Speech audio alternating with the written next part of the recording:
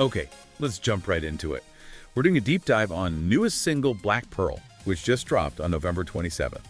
And today, we're skipping all the artist's history. We're focusing purely on the music itself, what's going on with the instruments, the sound, and, the story at its core. Right, and that story is laid out right from the start. The liner notes frame this whole thing as a really mysterious quest. A quest for what? For a black pearl. It's described as this jewel of love that's hidden away in deep darkness, and it's looking for the light, waiting for that one moment where fate finally intersects. Wow. Okay, and that totally tracks with the emotional data we pulled for the song. It tells this really fascinating story of, internal conflict. It really does. We're seeing an extremely high energy rating, up at 83%, Yeah. but the overall emotional tone is surprisingly low. And that combination is it's so critical. When we look at the song's valence, which is really just a way to measure if the emotional tone is positive or negative, it's down at 43%. So low valence, high energy, what does that actually tell us? It means the song is leaning heavily into emotions like sadness or anger or even despair.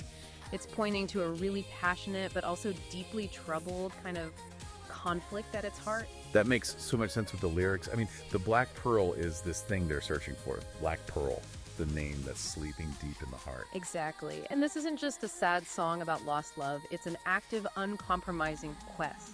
The lyrics say, "You and I, our fates will cross." So it's a certainty, but a difficult one. A very difficult one. It's navigating total uncertainty. Black Pearl in the unknown love, crossing the darkness to seek the light, all while insisting this feeling will never fade.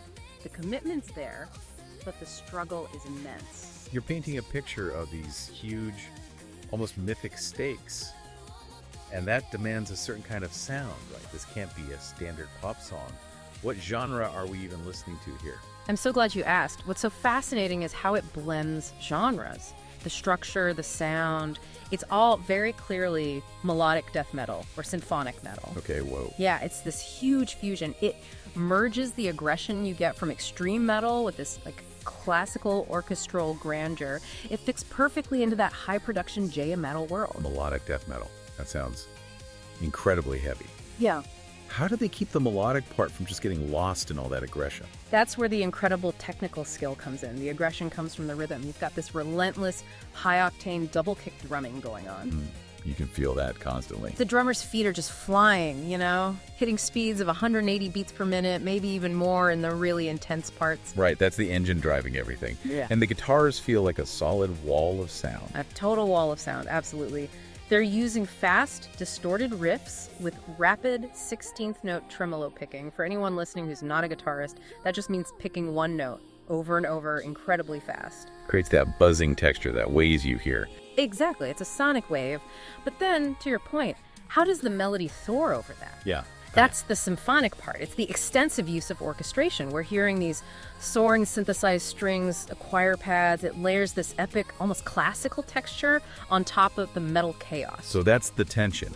The orchestra versus the metal. That is the core of the song's tension, and the vocals tie it all together. They really do. The performance just switches on a dime between this clean, powerful, almost operatic singing, that beautiful symphonic metal sound, and then these aggressive, low, harsh vocals, the growls and screams. It perfectly embodies both sides of the story, the lamentation and the rage. It's all there. And the structure is built for that. It's so ambitious, the chorus just explodes with melodic and symphonic power, and the whole track builds and builds to this really technical guitar solo right in the middle as a climax. And for anyone, keeping track of the specs, this is a pretty substantial song. It runs 5 minutes and 16 seconds.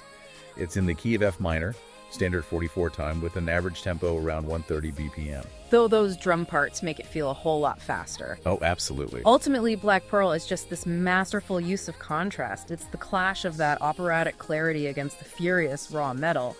That struggle is the entire story. Which brings up a question for you, the listener, to think about. How does that constant musical battle, that fight between the angry drums and the sad strings, how does that change the meaning of the secret door that's mentioned in the lyrics? What do you think has to be sacrificed for destiny to finally cross? We'd encourage you to really dig in and explore that tension. You can find Black Pearl streaming everywhere now on Spotify, Apple Music, you name it.